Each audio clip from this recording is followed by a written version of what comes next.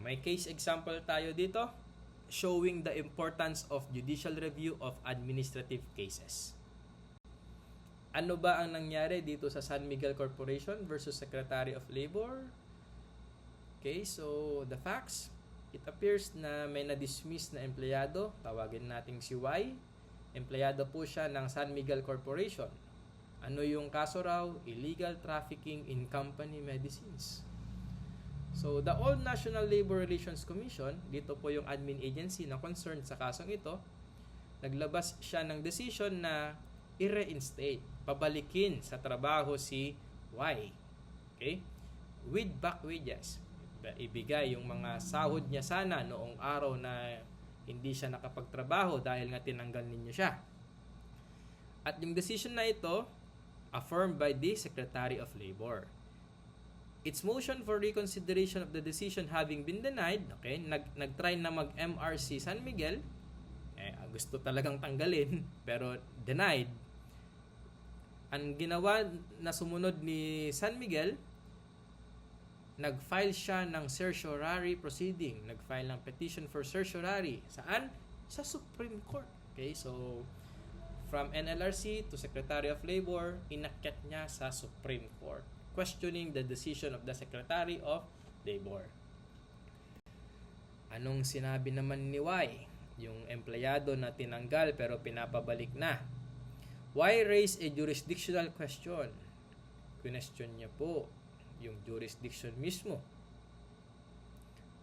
And this question was not brought up by the respondent public officials. He contended that the Supreme Court has no jurisdiction to review the decision of the NLRC and the Secretary of Labor. Ano yung reasoning ni Y na wala raw jurisdiction si Supreme Court na i-review yung decision ng Secretary of Labor? Separation of powers. And judicial review is not provided raw in the PD number 21. Okay. Mabigat yung argument, ha? Walang jurisdiction si Supreme Court, sabi ni Y. Issue. Does the Supreme Court have jurisdiction to review the decisions of the NLRC and the Secretary of Labor? And the ruling is yes, meron. It is generally understood that as to admin agencies exercising quasi-judicial or even quasi-legislative power, there is an underlying power in the courts to scrutinize, okay? Na i-check, i-correct the acts of such agencies on questions of law and even questions of jurisdiction, even though no right of review is given by statute. Kahit walang binigay na power ang court na i-review yung admin agency's decision doon sa statute na nag-create sa agency na yon, it follows na meron pa rin because of the power of the court to review and scrutinize the actions of these administrative agencies. Tuloy natin. The purpose of judicial review is to keep the admin agency within its jurisdiction and protect substantial rights of parties affected by its decisions. Tama nga naman. So, kung walang power ang court, just like the Supreme Court, to review these admin agencies, di saan sasangguni yung aggrieved party na affected doon sa maling at walang jurisdiction na admin agency na nag-decide? Diba? The court will come into play. It is part of the system of checks and balances which restricts the separation of powers and forestalls arbitrary and unjust adjudications. Judicial review is proper in case of lack of jurisdiction, grave abuse of discretion, and error of law, and even collusion. Okay? Dito, jurisdiction yung inatake. Which is, sabi ng ruling dito, meron. Okay, meron. Merong power na i-review ang decision ng NLRC, okay, National Labor Relations Commission, as well as the Secretary of Labor. The courts may declare an action or resolution of an admin authority to be illegal because it violates or fails to comply with some mandatory provisions of the law or because it is corrupt, arbitrary, or capricious. Okay, so that's the San Miguel Corporation case. Another case which shows the topic on the observance of the period to file for a review. O, ilan ulit yung days to file a petition for review? Tandaan mo yan, okay? The case of Makailing versus Andrada. So, merong awayan dito patungkol sa 4 na parsela ng lupa. Between M, marami sila na plaintiffs, and A, marami rin sila na defendants. The district land officer, okay, that is the admin agency concerned here. The district land officer decided in favor of A, the defendants, but his decision, ni-reverse siya ng Director of Lands, another admin agency. Okay, so from district land officer, nag-decide, inakyat sa Director of Lands via appeal, na-reverse yung decision ng district land officer. Now, the Secretary of Agriculture and Natural Resources in turn reversed the Director of Lands. Pangatlong akyat na yon. The Secretary of Agriculture naman, denied. Siguro bumalik sa decision ni District Land Officer. The Secretary denied the motion for reconsideration. Okay, nag-MR yung nanalo sana. Pero denied yung MR, ruling that his judgment, ano yung rason ng denial ng MR? It had become final and executory yung decision raw ni Secretary of Agriculture under the Lands Administrative Order number 6 kasi raw naglapse na po ng 30 days from the date na na-receive yung decision. Now, in a letter decision, so umakyat naman yung kaso, pang-apat na akyat na ito, pumunta na po sa Office of the President. Kasi ang nag-issue ng letter decision na ay si Assistant Executive Secretary. You should be familiar of the Executive Secretary. Okay, that is, he is under the Office of the President. So in this letter, speaking in behalf of the President, na-reverse naman yung decision ni Secretary of Agriculture. So what happened next? In their suit, M, etc. raised the issue of finality of the decision of the Secretary of Agriculture and Natural Resources. So what's the issue now? Did the defendants lost their right to appeal to the office of the President? The answer is yes po. The defendants lost their right to appeal. In admin law, this is the rule. Take note. In admin law, an administrative regulation adopted pursuant to law is also a law. It has the force and effect of law. Administratively speaking then, 30 days after receipt by the interested parties, the decision of the Secretary of Agriculture becomes final pursuant to Lands Administrative Order number 6. Kasi may in-issue na admin order, and this is good as law, na ang time to appeal ay within 30 days from the receipt of the decision of the Secretary of Agriculture. It's clear in this case na hindi nasunod nito ni defendant in this case. Since naubusan na siya ng enough time, nung 30 days na yon, it means to say, hindi na po siya pwede mag-appeal.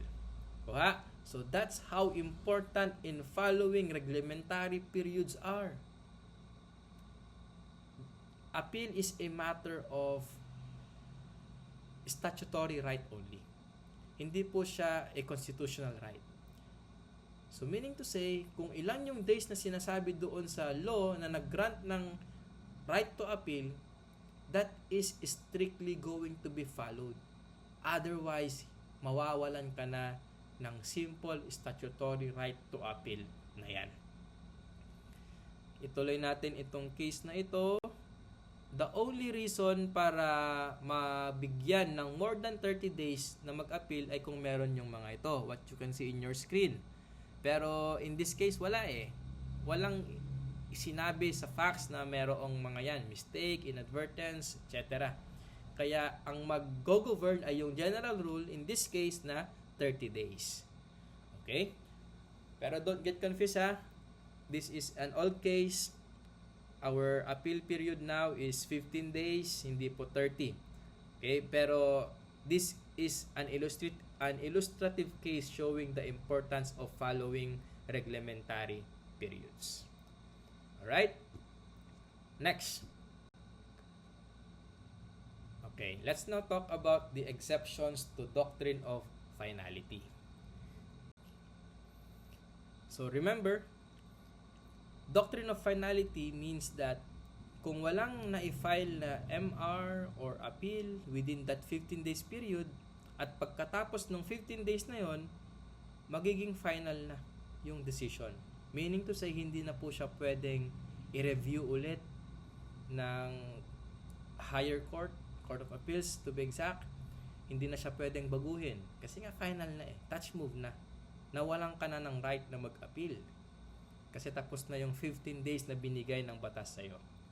However, there are instances na kahit po meron ng finality, pwede pa rin po siyang i-alter. Pwede pa rin i-alter, i-modify, baguhin yung decision na naging final na. So, what are these instances? Isa-isahin natin.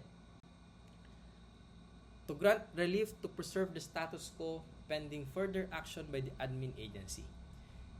Okay, just to preserve the status quo, yung condition na meron as of today, pwedeng pakialaman yan ng Court of Appeals para lang ma-preserve yung status quo habang kinakailangan pa na may gagawing ibang action si admin agency.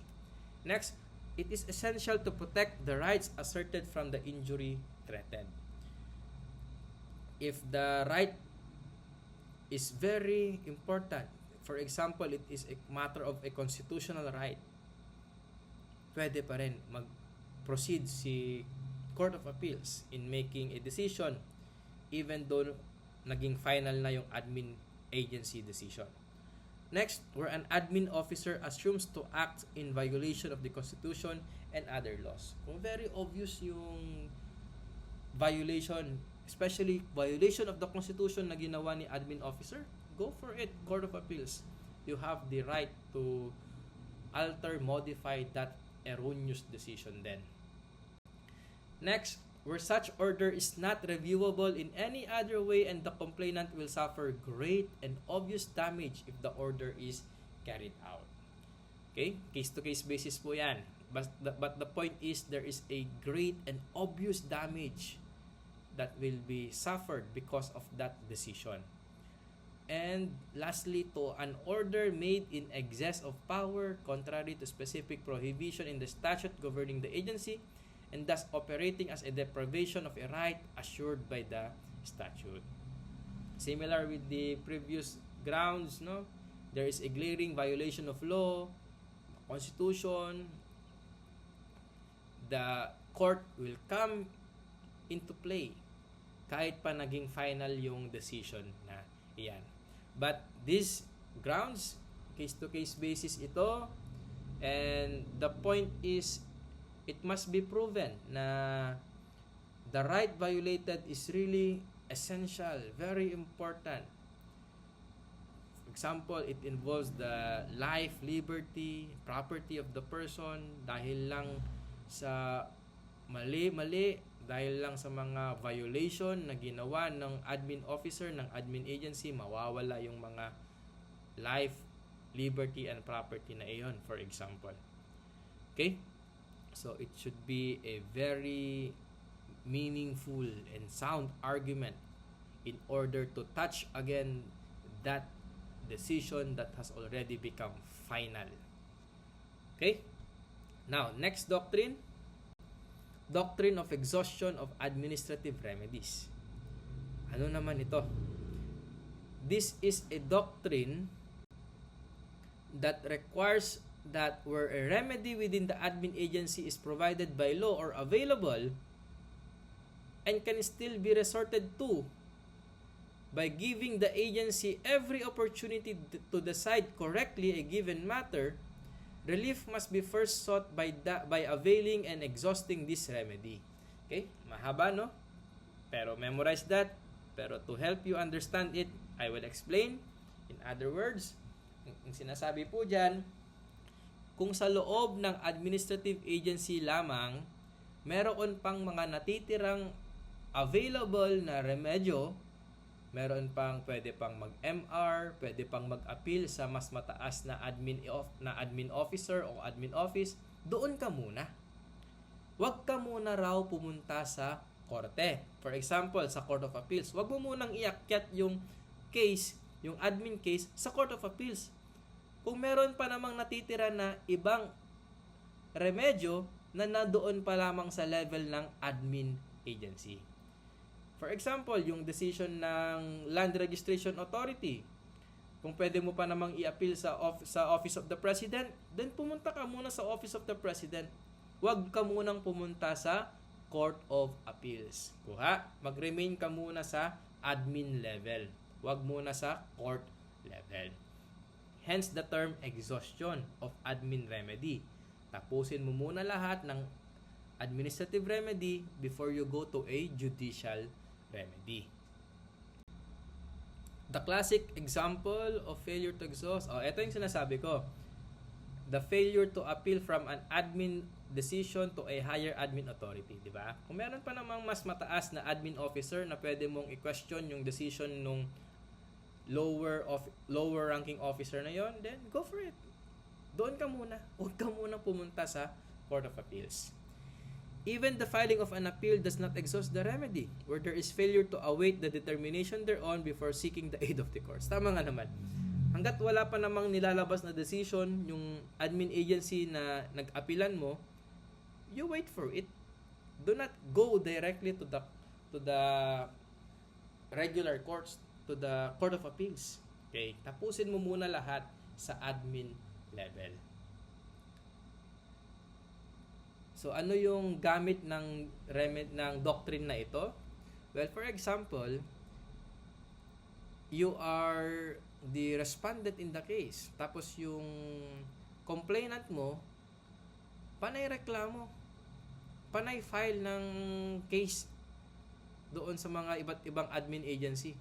Tapos, hindi na makapaghintay, nag-file na siya doon sa Court of Appeals. Wala pa namang nangyayaring decision, final decision dito sa baba, sa mga admin agency. So, kung ikaw yung respondent, nakita mo yung mali na ginagawa ng complainant, pwede mong gamitin itong doctrine of exhaustion na ito para ipa-dismiss yung i-final na kaso doon sa Court of Appeals. Ano yung ground naman ni Court of Appeals para i-dismiss yung case? Prematurity. Premature pa na i-file yung appeal doon sa Court of Appeals kasi nga wala pa naman o hindi pa naman tapos na mag-decide yung mga nasa admin agency. Kasi nga meron pa namang mga natitirang remedyo doon sa administrative level. Pero we have this what we call estoppel. Estoppel, exhaustion must be raised at the earliest time possible. Kung ikaw yung respondent, hindi mo naman pinakialaman yung prematurity ng pag-file sa court, kahit alam mo na hindi pa naman tapos sa admin level, pero hindi ka umimik, you just kept quiet, stop ka na, hindi mo na pwedeng i-question, hindi mo na pwedeng ipa-dismiss yung kaso using the ground of exhaustion, kasi hindi mo naman po siya i-release at the earliest time possible. Even before the filing of the answer to the complaint or pleading asserting a claim. 'Di ba? Na-discuss ko naman yung procedure, magpa-file ng petition for review, tapos ano yung susunod? Mag-file ng comment, yung sagot. Okay, ipa-file ni respondent, no? Okay, ibig sabihin, noong nag-file ng comment si respondent, hindi man lang niya sinabi na Court of Appeals, meron pa namang natitirang administrative level na remedyo. Kaya i-dismiss mo sana ito. Hindi niya sinabi yung ganun. Sumagot lang siya doon sa petition, nothing is said about the prematurity. Kamali yan ni respondent. Magtutuloy po yung kasos na i-file sa Court of Appeals because of this rule of estoppel. Failure to invoke it at the proper time operates as a waiver. Okay? Hindi mo na pwedeng gamitin yung exhaustion doctrine para ipa-dismiss yung petition. Alright? So, these are the instances where the doctrine of exhaustion has been applied. Okay? Ginamit yung exhaustion doctrine at napa-dismiss yung mga kaso. Let's see.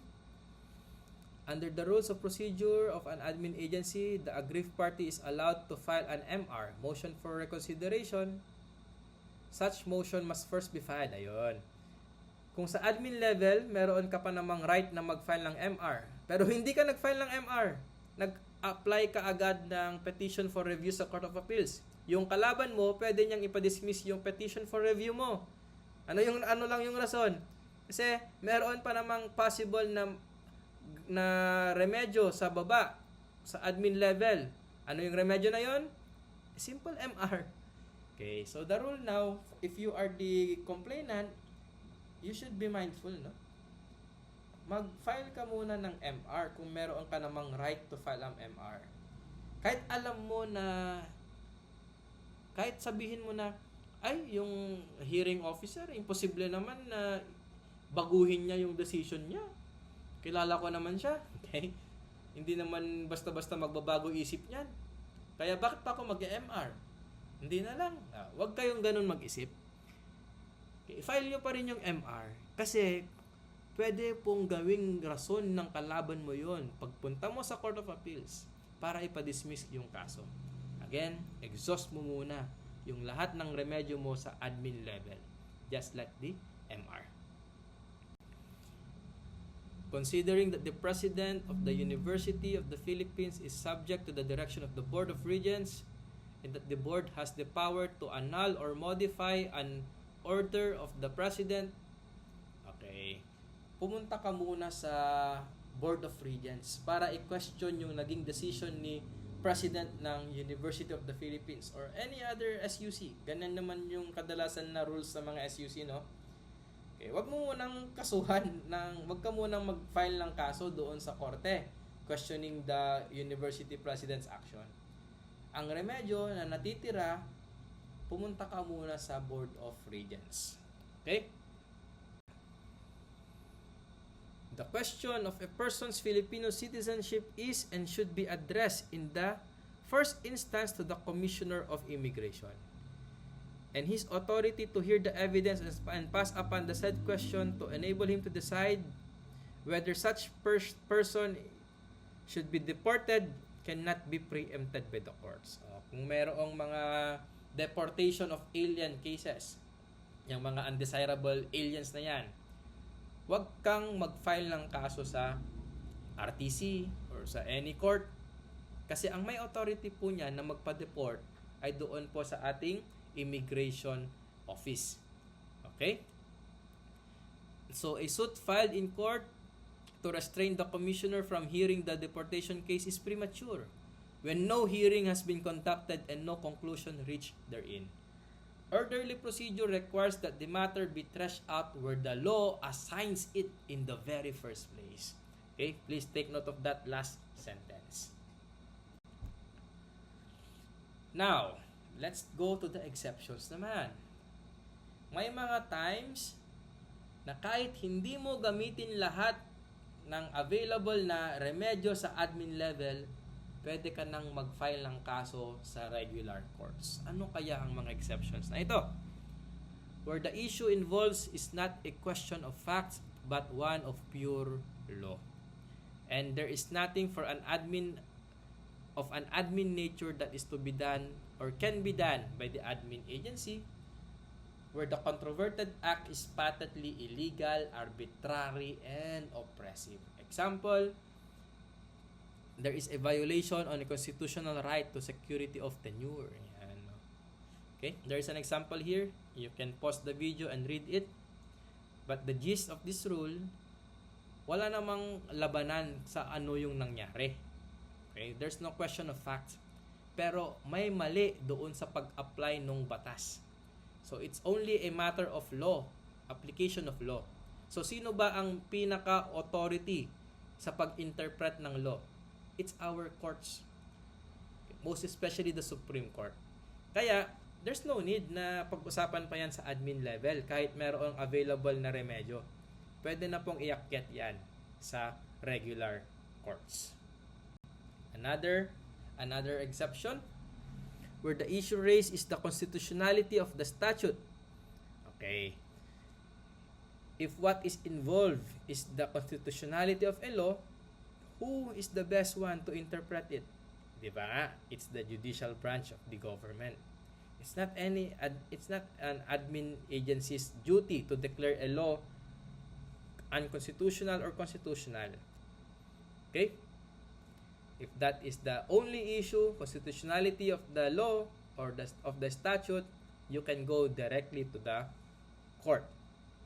Okay, next. If it should appear that an irreparable damage or injury will be suffered by a party unless resort to the court is immediately made. May time element ito, mga kaso na ganito. With the limited time, merong mangyayaring damage or injury. Hindi basta-basta damage or injury. It should be irreparable. It's a permanent damage or injury. Okay, it's a case-to-case basis, no? Pero you must prove this, irreparable damage or injury, para mapagbigyan ka na okay lang na umakyat ka na agad sa korte kahit may natitira ka pa sana na remedyo sa admin level. There's another example here. You just pause the video and read it for you to better appreciate this exception. Sunod, where respondent officer acted in utter disregard of due process, as where one has been dismissed without any administrative charge. Grabe naman. Parang sa mga napapanood lang natin sa mga American shows. You're fired. Okay. Sa Philippines, hindi pwede yon. Dapat merong notice and hearing. Okay. Merong nangyayaring investigation. Chance na mag-explain yung pinapaalis sa trabaho na empleyado. Okay. Hindi pwede yung, you're fired, alis ka na. Hindi. Okay. So, if that happens, that is an utter disregard of due process. Okay? So, pwede mo nang iakyat yan agad-agad sa court without going to the trouble of finishing all administrative level remedies. Last set of exceptions, there are special reasons or special circumstances demanding immediate. So, may time element. Nagmamadali para hindi matenga yung pagdesisyon. Okay, pwedeng iakyat agad sa court. Strong public interest is involved. Mga nationwide, whole Philippine issues yan. Patunayan mo na yung issue mo talaga ay ganyan, of the level of strong public interest. And lastly, the admin officer has not rendered any decision or made any final finding of any sort. Walang ang in-issue na decision eh. Alangan intayin mo pa. May time element naman sa mga pag-issue ng decision na yan. Okay, wag mo nang hintayin. You go to court immediately. Okay? So, those are the several exceptions to the doctrine of exhaustion. Okay? Cases, or I think this is the last case for me to discuss in this recorded lecture. Quintos Jr. versus National Stud Farm. Ito yung may involved na kabayo. This is a case emphasizing the exhaustion of administrative remedies doctrine. So what happened? Plaintiff appellant Q, si Quintos, is the legitimate owner of a racehorse, pangkarera, which was duly and officially registered with defendant appellant National Stud Farm, NSF, and for which binigyan naman siya ng certificate of registration entitling him to participate in horse races. Yan, so pinaparehistro muna yung mga racehorse sa National Stud Farm para maging qualified na sumali sa mga horse races and sweepstakes draws in legally authorized racing clubs or tracks. Anong year ba to? 1973 case. In line with the standard operating procedure and usual racing practices for horse owners, Q applied for inclusion of his horse in particular race 3 days before. Nag-apply naman siya, no? Sinunod naman niya yung rules ng application bago sumali. Which application inapprove naman ng defendant appellant Philippine Racing Club Incorporated. On the very day when Q's racehorse was scheduled to participate in race number 15 sa araw mismo ng karera, the PRC Incorporated announced through the public in-announce publicly yung sa radyo before the start of race number 13 that Q's horse was being excluded. Okay? Hindi pa nagsisimula yung karera na sasalihan niya, in-announce na publicly through the sound system. Yung racehorse ni Quintos hindi sasali sa sasalihan sana niyang number 15 race. It was then alleged that the withdrawal or cancellation of the certificate of registration of Q's horse was arbitrary and oppressive. Due process being denied him in the absence of a formal investigation or inquiry. Parang empleyado lang na nasesante, 'di ba? Na walang procedure. Kasi yung racehorse niya, hindi man lang siya sinabihan, hindi man lang siya binigyan ng clue before in-announce na hindi nasasali yung racehorse, na hindi na isasali yung racehorse niya. Na-receive na lang niya, imagine. In the process of making the horse ready, palakasin mo yung loob ng kabayo mo. Okay? In-announce bigla-bigla, hindi na sasali yung racehorse ni Q. Wala man lang idea, wala man lang chance na malaman kung bakit. Okay? Kaya ang sabi ni Q, oppressive naman yung ginawa, arbitrary. Wala man lang investigation, hindi man lang nagtanong sa akin kung ano yung problema nila. 'Di ba? So, nag-file si Quintos ng case. Saan siya nag-file? Sa regular court mismo, sa trial court. So, anong ginawa ng trial court in return? The trial court sadly dismissed the complaint. Ano yung rason? On the ground of lack of exhaustion of admin remedies. Meron pa naman raw natitirang admin remedy si Q. Hindi daw dapat muna siya pumunta sa regular court. Sabi ng trial court, ituloy natin. The admin remedy of Q was to ask the Board of Trustees of NSF sa National Stud Farm muna siya na magpa-reconsider on the resolution of canceling the certificate of registration.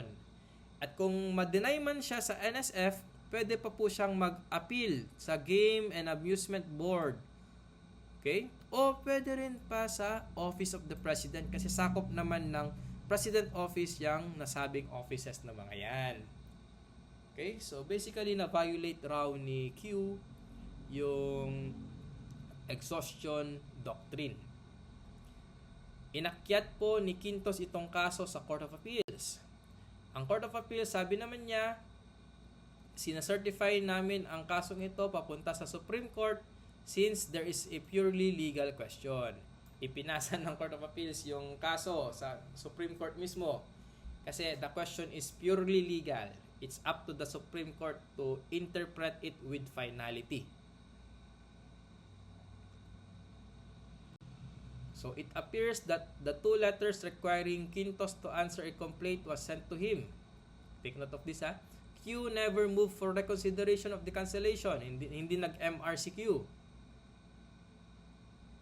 Okay, nagdiretso talaga siya sa court, no? Hindi na siya nag-MR. Hindi na rin po siya nag-appeal paakyat sa Office of the President. So, the issue here is, does Quintos have a valid cause to pursue the complaint doon sa regular courts? So, ano sa tingin nyo? Kung kayo si Quintos, no? in-announce na lang na hindi sasali yung racehorse mo without investigation raw. So to answer the issue, none. Quintos does not have a valid cause to pursue the complaint. Quintos prematurely instituted a suit in court for damages. The reason for this short-circuiting of admin processes is not explained by Q. Hindi man lang niya ginastify kung bakit siya dumiretso sa court. Wala man lang siya sinabi na valid, sound argument para pagbigyan siya na diretso na lang siya sa court. Wala eh. He gives no reason for his failure to exhaust admin remedies. Indeed, there is none. The order of dismissal therefore certainly cannot be considered as being in derogation of the due process guarantee. The matter could have been resolved in a manner satisfactory to the parties if the Games and Amusement Board, which certainly had the necessary qualifications to view its manifold aspects, were appealed to.